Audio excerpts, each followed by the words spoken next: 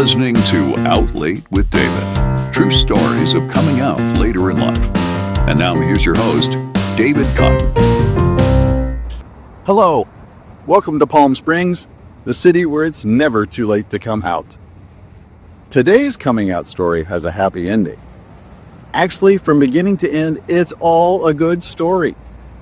At age 59, when my guest came out to his wife and kids, he was met with love and acceptance. So much so, his wife helped him write his coming out post on Facebook. Today, Mark Dembo joins me from his home in New York City.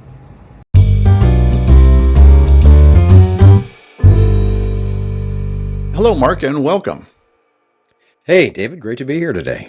Let's set the stage. You were happily married, 2 grown kids. What kind of relationship did you have with your wife, and how long were you married? So we were married almost 32 years. And, my wife and I have always been best friends, as I've said to her numerous times, and I still feel this to this day. She's always been my soulmate. There's probably nobody in the world that knows me as well as she does, and that I've ever been closer to. Were you dating before you met her, though? Others? That's a great when I look back and kind of think about that, there had been people I had dated, but nothing that I would say was ever a really serious relationship. You find yourself dating because it's what you're supposed to do and what's expected of you,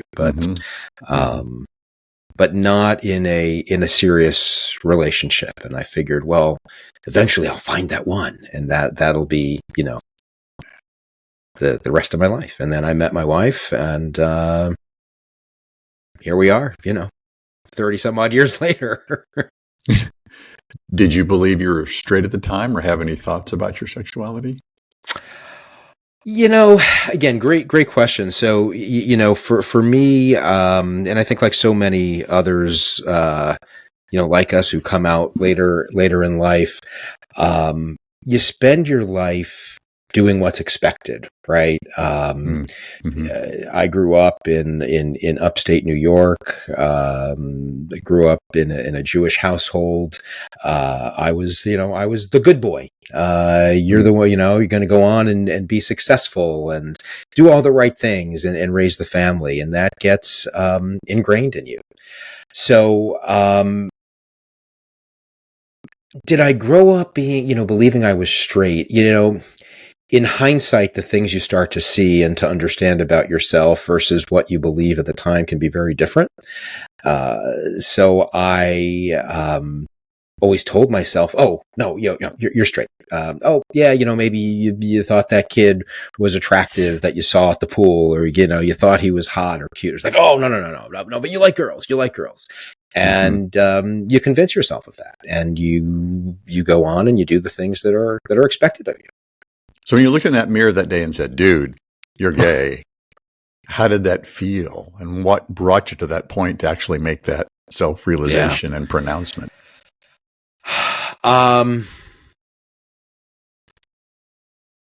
So it felt like a 10,000-pound weight had been lifted from my shoulders. I've talked to so many other guys, I think this is, kind of a lot of common themes, but, the way I describe it, I would often go through my life feeling like I was living somebody else's life, almost like I was watching my own life in a movie, kind of detached, but I never understood why. I was like, what is it? Is it, and I could never really put my finger on it. From the day I admitted to myself who I am, that feeling has, I can't say completely dissipated, but largely dissipated. I don't go through my life because now feeling that way, because now I know I'm living my life. Whereas before it's like, am I living my life? I don't know. When will I know when my life begins? Right. What led me to that, I think, was the second part of your question there. Um, I've spent a lot of time pondering that with my therapist and kind of like, why suddenly, it's like, life wasn't so bad, I mean, again, I had a great relationship with my wife, wonderful kids. We were often looked upon as, the model couple. We were always great together.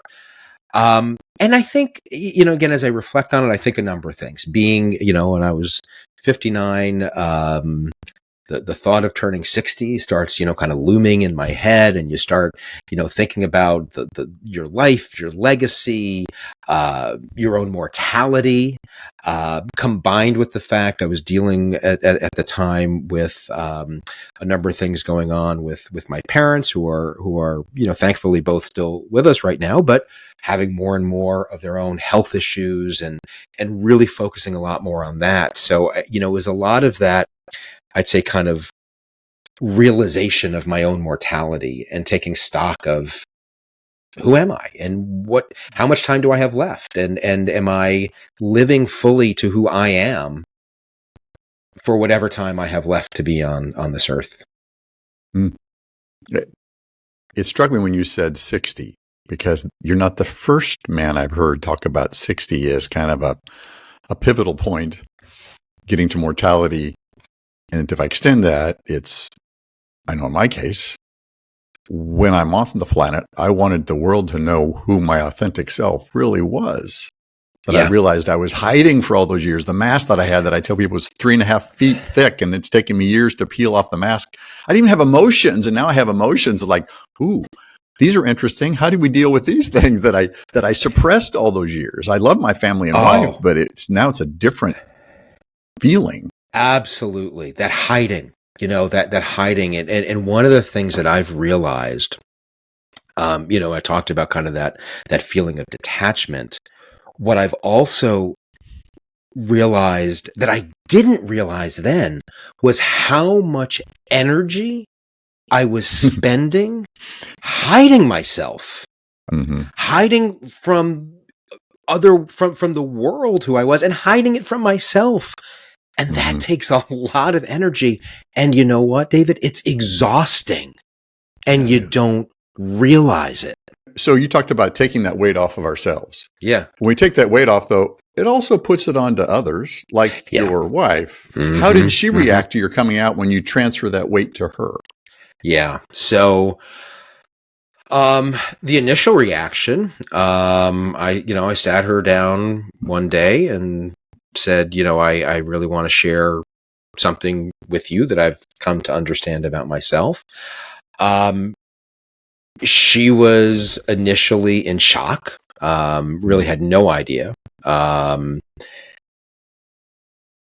again, initially went through, I think, a lot of what you'd expect. The shock, anger, hurt, all of the questioning of, why did you ever marry me? Has our whole life together been a lie? How do I even believe you that you say you're gay? But we very quickly, and I do have to say, I do consider myself, so very lucky in who she is as a person. Because even along with that hurt, with that anger, she never, well, I did say, she did at one point say, how do I even know you're gay? But aside from that, but even very quickly said, I accept you for who you are. But recognizing that, and I even said to her at the time, I recognize that, I'm basically taking a hand grenade and throwing it into our lives. You didn't ask for this.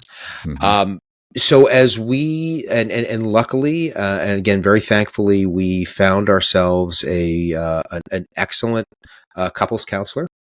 We found somebody near us locally here who is queer herself. She works with a lot of couples in our situation. So really been able to guide us. And I remember she said from the get-go, she said, first of all, she said, neither one of you are my client, my patient. It's the relationship. And I'm not here to tell you what to do either. She said, I'm here to help guide you through wherever you want to go. There's no rule book. And so she really helped us. Basically, she said to us, the one piece of advice I'll give you from day one is slow and steady. Don't make any immediate decisions. And so after kind of the initial shock of my coming out to her, we did go through a process because, again, we care deeply about each other. Is there a way for us to stay together? And we explored that. We tried that. And, at first, we went down the road of, she said, I can accept you for being gay, but do you think you could stay monogamous to me? And, we got into things about, well, what does that mean? And what's acceptable and what's not acceptable? It's like, okay, if you want to watch gay porn, I'm okay with that. If, you want to chat online with guys, I'm okay with that. But, quickly realized that wasn't going to work. We did, try and say, well, maybe there's a way to open the marriage. She didn't have any interest in that on her side. And I did, and I was out, seeing other guys, and, it proved to be challenging. And over time, we came to realize that because we do care so much about each other and want to maintain a relationship, and I'll come back to that in a second, because this took some time on her end, but ultimately we realized the best way for us to actually preserve a relationship is to separate.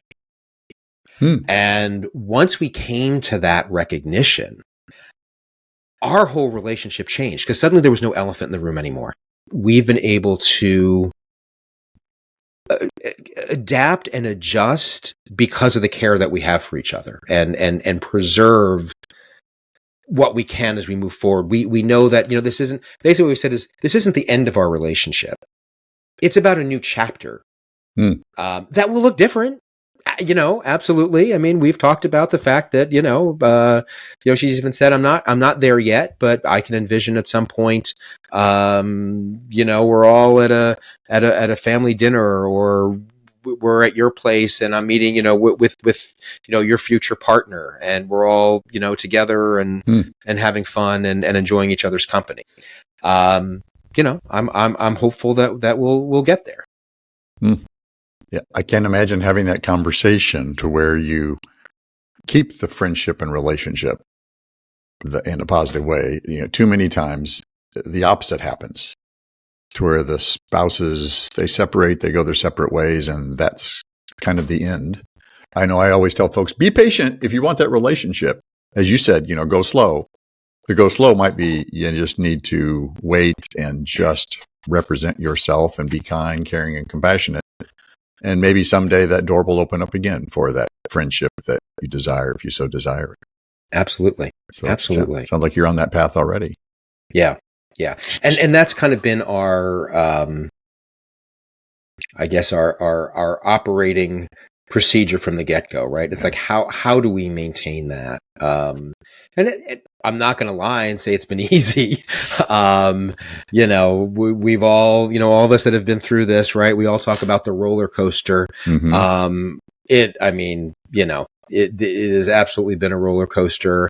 I mean, I can't count the number of days, going through this over the past, 18 months or so. I would just find myself in the car driving to the grocery store and just crying. Who knows, for whatever, just the raw emotions. I feel like, it's been, all these years of pent up emotions just coming out. And I think the hardest part of this, has been the guilt, and knowing even as, great as things can possibly be, in my relationships with my wife, there's still a lot of guilt, because she didn't ask for this. She didn't ask for any of this. Yeah. As a life coach, I'm committed to help you discover the passions in your life and help you map a course to achieve the things you really want. Together, we will unwind those persistent self-doubts that are holding you back. You'll begin to see your passions more clearly and set achievable goals. Throughout your journey, I'll be there to challenge and encourage you in moving forward to discover your authentic self. For more information about my personal life coaching services or to arrange a complimentary consultation, visit davidcottoncoaching.com. You're listening to Out Late with David.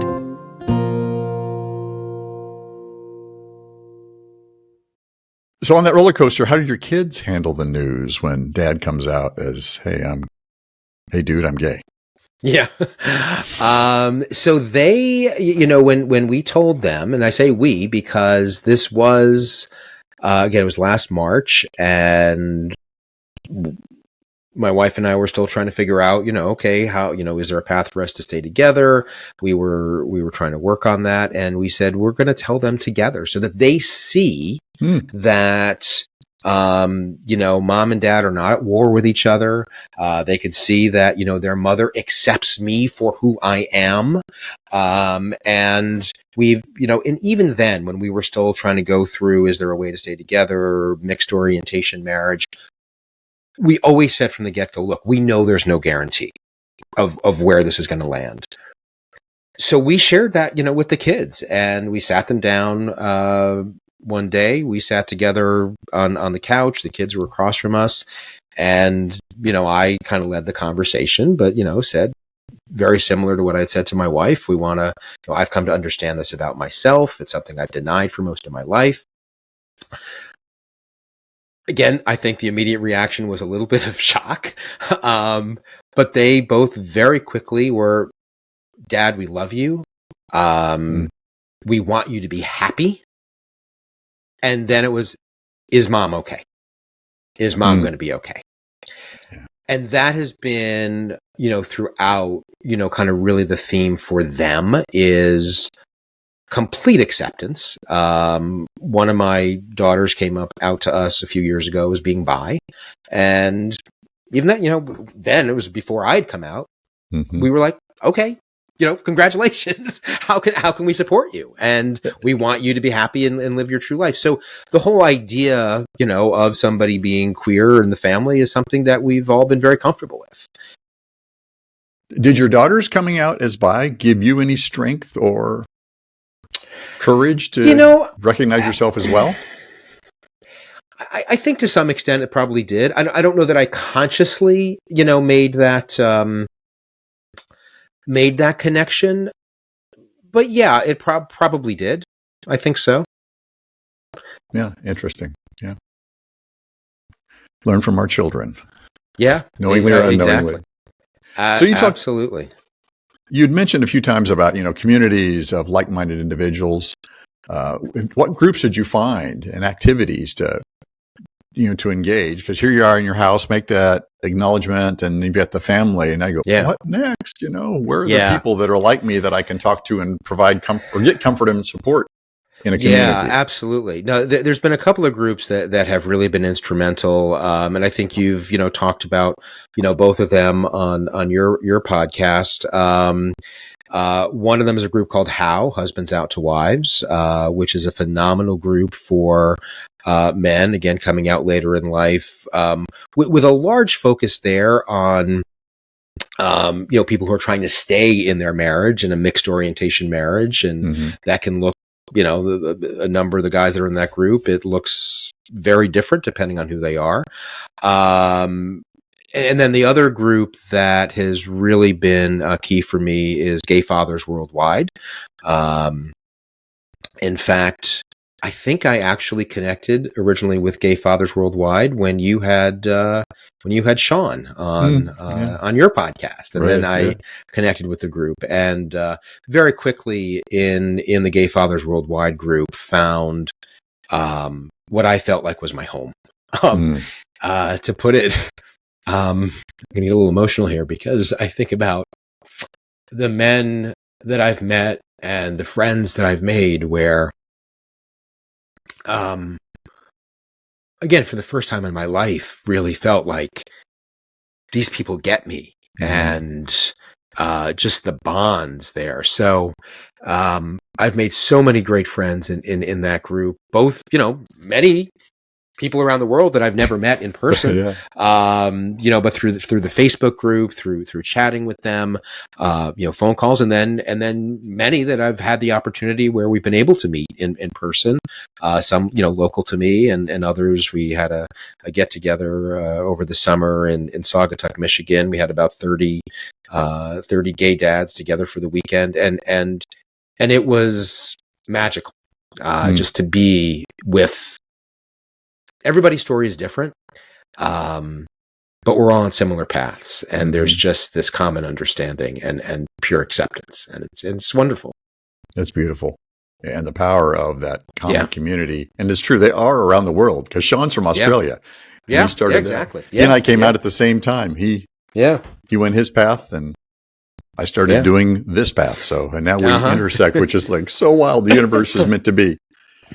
So I'm picking up my iPad here, if I can to open it up, because earlier this year on Facebook, you came out publicly with a post that I understand your wife helped you put together. Yeah. Others are always looking for ways to share their realization about themselves to friends and coworkers. What drove you to actually put it out so publicly on something like a social media platform like this? That's a phenomenal question. And, when I did first come out, I said from the get-go, I said, I am not looking to hide who I am.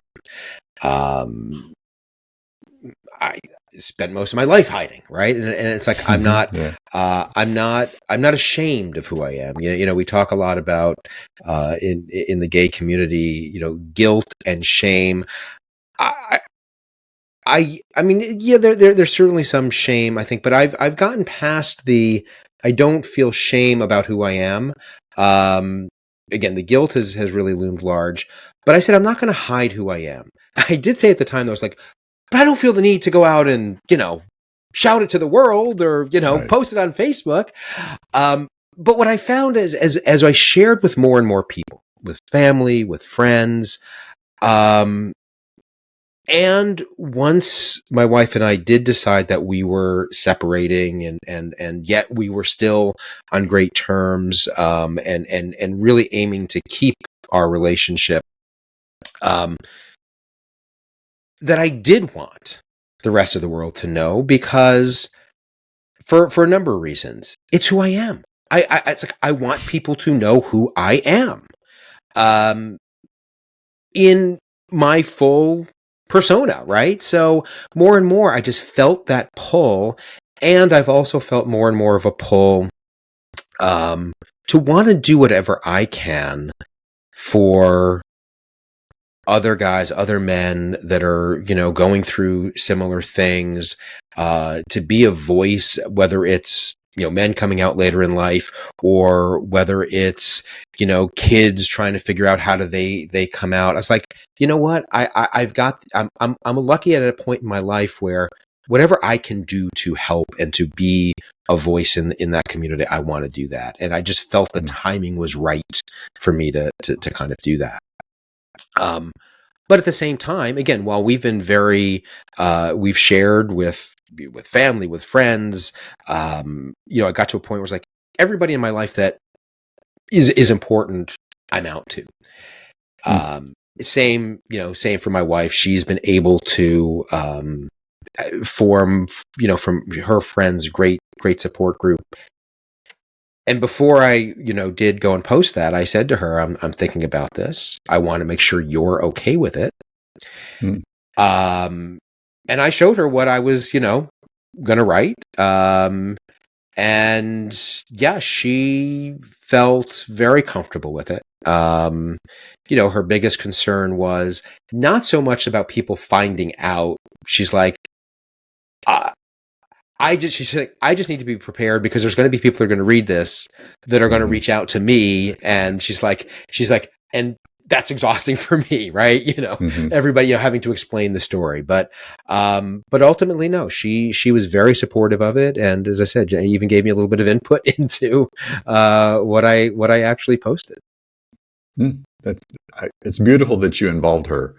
It really goes to show how much you really want to keep that relationship with her. You wanted her to be engaged and show that you didn't want to do further harm, because we already acknowledge that by coming out, we harm, even though we don't mean it. So from the post, is there some piece that resonates with you more than others that you'd like to share for others, or the whole post if you so choose?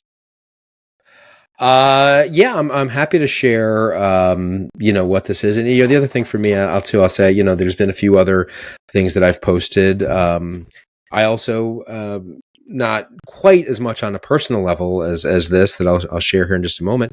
I made a similar post on LinkedIn and came out to the professional world. And, again, because I said, you know what, this is who I am. I don't want to hide. And, it's been the feeling of being able to do that and be completely open and out has been extremely liberating. It really has felt wonderful to be able to do that.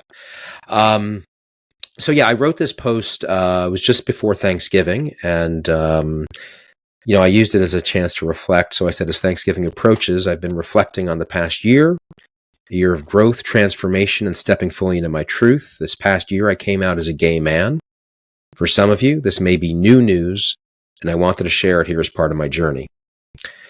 I talked about Wicked because everybody was going to see the Wicked movie, and it did really strike me. I said I can't help but think about how much of my journey feels like Elphaba's learning to defy gravity and embrace the parts of myself that I once felt I had to hide. Like her, this journey's been about stepping more fully into who I am, shining light on a big part of myself I kept hidden from the world and for far too long from myself. It's a process that requires courage, vulnerability, and most importantly, the love and support of those around you.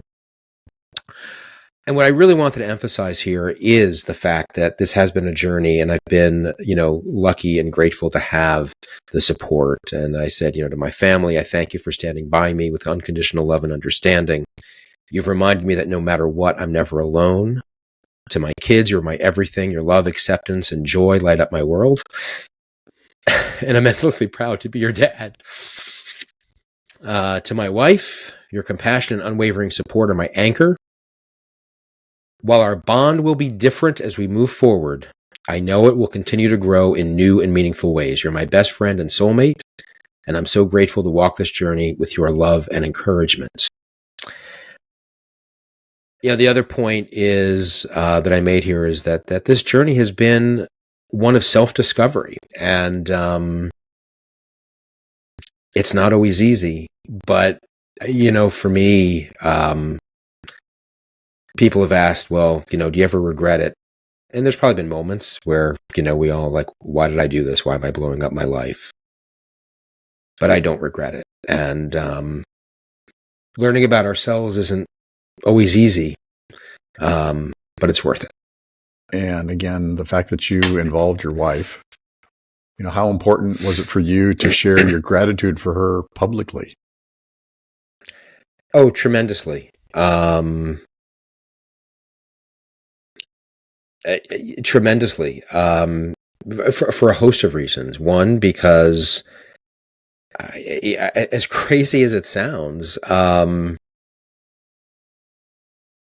don't know that I could have done this and be where I am without her. And that sounds so contradictory, right? And, we've even said it, that, we recognize that, it seems like a contradiction for us to say, well, the way for us to maintain a relationship is to separate.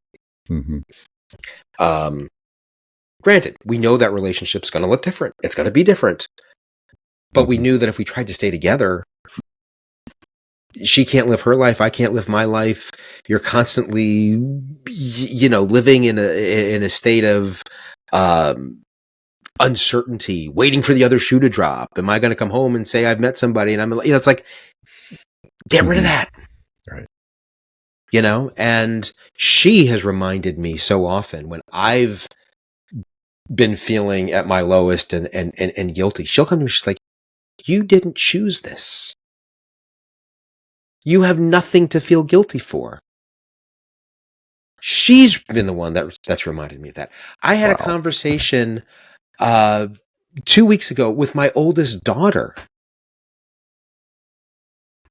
She said that to me. My daughter said that to me.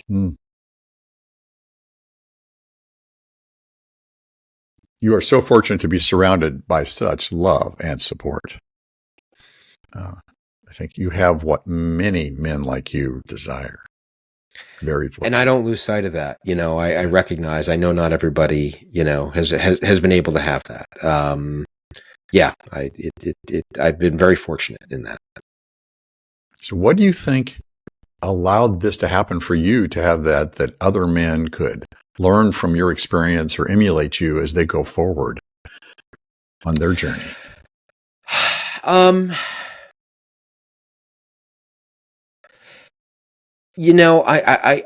think I'll come back to what I said, before, and kind of the advice that our couples therapist had given us, and that was kind of the take things slowly.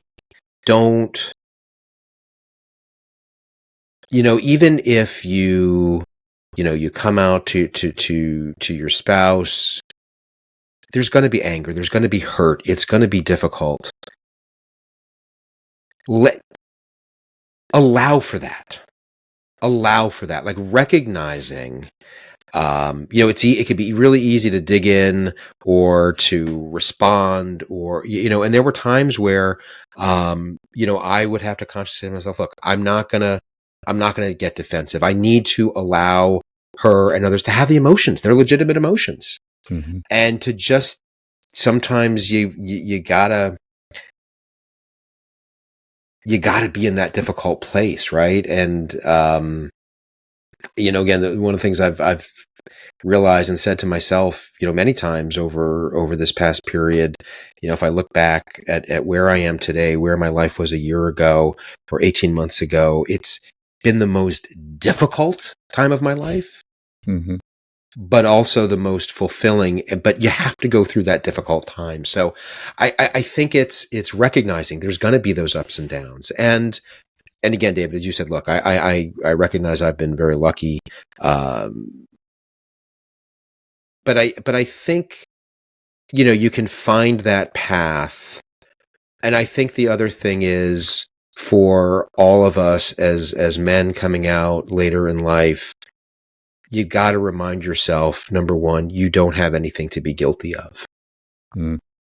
We didn't choose to be gay, but by the same token, once I recognized and admitted to myself, I was like, you know what?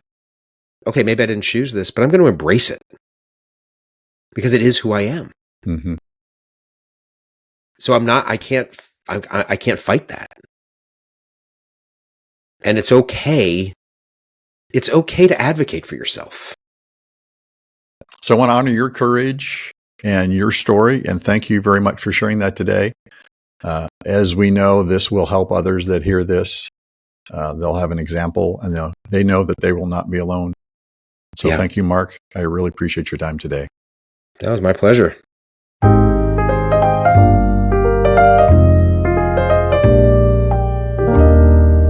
Coming out later in life can be a very unique kind of coming out. When marriage and children are involved, it's not something that's done alone. It affects the lives of others. It can be especially hard on a spouse who may feel cheated or lied to. Mark's story may be rare, but it shows that a strong and loving relationship can survive anything. It takes a special kind of compassion to care more about the mental health of your closeted spouse than keeping a traditional marriage intact. And while his new life may not be exactly what he once expected it to be, Mark's loving family is responsible for making it the best life possible. We wish him all the best of luck. Thanks for listening. I'm David Cotton. Join us next time for Out Late with David.